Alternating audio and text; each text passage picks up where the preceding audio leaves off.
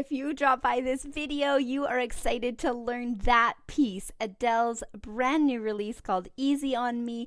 I love that her first release since her album 21, and this is album 30, is a power piano ballad in her own words, and I think that's super awesome that the piano gets to be a shining star in this song. This is super catchy, so you just heard me play the more advanced version with a few extra notes and rhythms, but I'm going to scale it down just slightly so it still keeps the same quality of what you're listening to, but it gives you a little bit more accessible version. If you want to buy the sheet music for the version I played in the first clip, it's actually available on musicnotes.com in the original key of F major, and I went on and I purchased the music right away because I love to support artists doing awesome things, and Adele is one of those.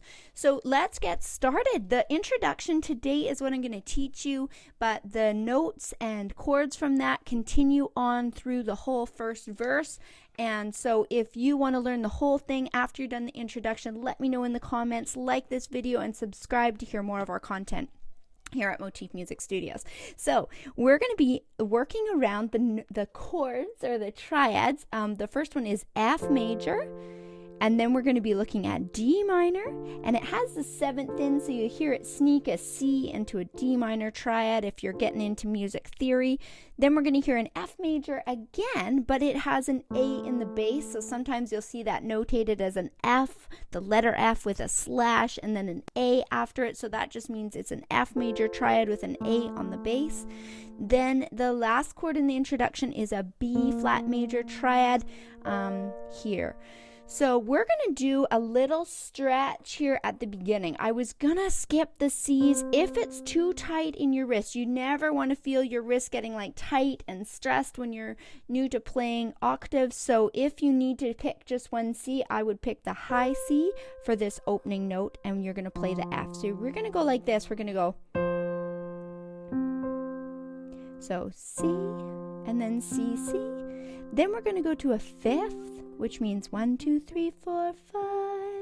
So we're going to go 5th, 3rd, 4th. So that's kind of fun to be thinking about the intervals that you're going to be playing and the sound that they make. So 5th, 3rd, 4th. If you have your hand kind of in this position with a finger on each key, it kind of makes it easier to find the notes, but you can do what fits under your hand. So again, this first measure goes like this. Got it. You can pause this video as you go along, practice it, and always be listening to your body to see if your body feels comfortable and that your keyboard isn't too high or too low to add extra strain to your wrist. We don't want to do that. We want to keep you healthy to play lots of music in the future. So the next measure is going to go with D, and we have 4th.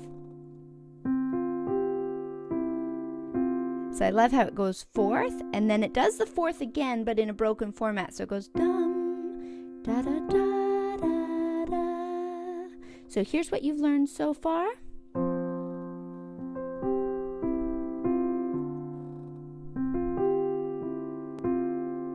Okay, so you can always pause the video, then learn the next section. The next one uses 4th, 3rd, 4th, 3rd, 4th, 3rd. So that's kind of cool, and it happens with a B flat. So it goes 4th, 3rd, 4th, 3rd, 4th, 3rd. And it's cool rhythm, so you're going to have to feel that da-dum, ba-dum, ba-dum.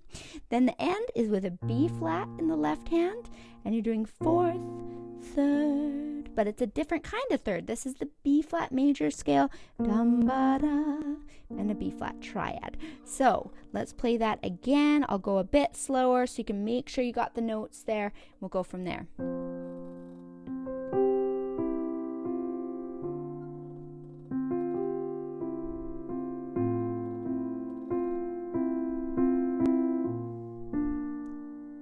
There we go. So that is the full introduction. I hope you had loads of fun. I'll give you a clue that it actually just keeps playing more of that. So I'm going to give you a little hint as to the next part. And if you want to hear the full tutorial for it, just let me know in the comments and we'll pop that up for you. So the next part goes like this.